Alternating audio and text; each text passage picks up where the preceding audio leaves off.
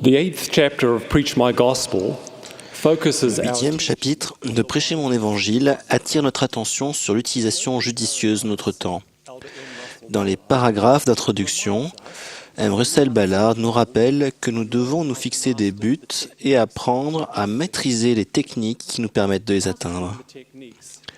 La maîtrise des techniques nécessaires à la réalisation de nos buts présuppose que nous devenions maîtres dans la gestion de notre temps. Je suis reconnaissant de l'exemple du président Monson. Malgré tout ce qu'il fait en sa qualité de prophète de Dieu, il s'assure, comme le Sauveur le faisait, qu'il reste suffisamment de temps pour rendre visite aux malades, pour édifier les pauvres en esprit et pour être le serviteur de tous. Je suis également reconnaissant de l'exemple de nombreuses autres personnes qui donnent de leur temps au service de leurs semblables.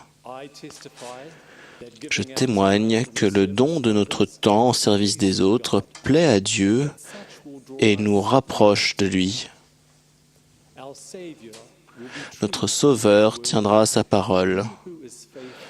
Celui qui est fidèle et sage dans le temps est considéré comme digne d'hériter les demeures préparées pour lui par mon Père. Le temps n'est jamais à vendre. On a beau essayer, le temps est un bien qui ne peut s'acheter dans un magasin, à quelque prix que ce soit. Pourtant, s'il est utilisé avec sagesse, sa valeur est incommensurable. Pour n'importe quel jour donné, il nous est accordé à tous, sans frais, le même nombre de minutes et d'heures à utiliser. Et nous apprenons vite que, comme nous l'enseigne si consciencieusement le cantique bien connu, le temps fuit rapidement pour ne plus revenir. Nous devons utiliser avec sagesse le temps que nous avons.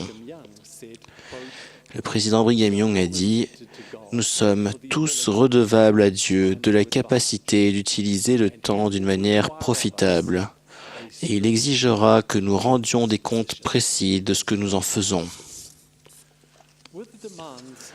Du fait des exigences qui nous sont imposées, nous devons apprendre à nous fixer des priorités afin que nos choix soient en accord avec nos buts.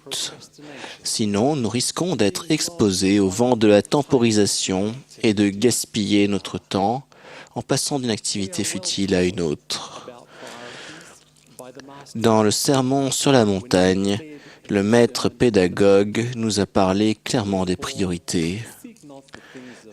Ne cherchez donc pas les choses de ce monde, mais cherchez premièrement à édifier le royaume de Dieu et à faire régner la justice.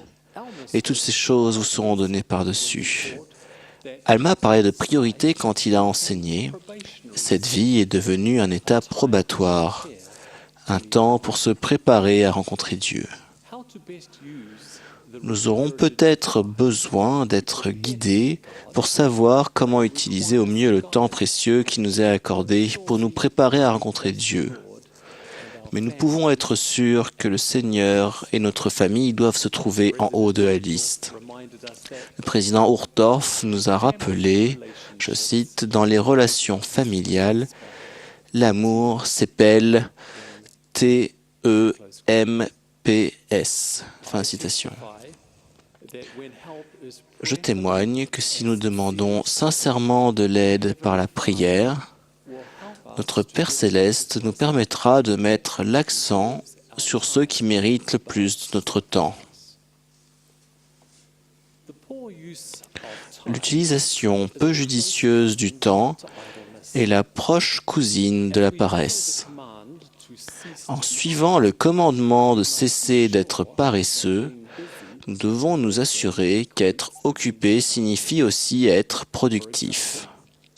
Par exemple, c'est merveilleux de n'avoir littéralement qu'à bouger un doigt pour communiquer instantanément. Mais assurons-nous que nous ne devenons pas des communicants électroniques compulsifs. J'ai l'impression que certains d'entre nous tombent dans le piège d'une nouvelle dépendance consommatrice de temps qui nous contraint à être constamment occupés, à consulter et à envoyer des messages sociaux, ce qui nous donne ainsi l'impression fausse d'être occupés et productifs. Il y a beaucoup d'aspects positifs à notre accès facile à la communication et à l'information. Je trouve cela très utile d'avoir accès à des articles de recherche, aux discours de conférences, aux archives généalogiques et de recevoir des messages électroniques, des rappels Facebook, des tweets et des SMS. Aussi bonnes que soient ces choses, nous ne pouvons pas leur permettre d'évincer les choses qui ont le plus d'importance. Comme ce serait triste si le téléphone et l'ordinateur, avec tout leur perfectionnement, étouffaient la simplicité de la prière sincère adressée à un Père céleste aimant.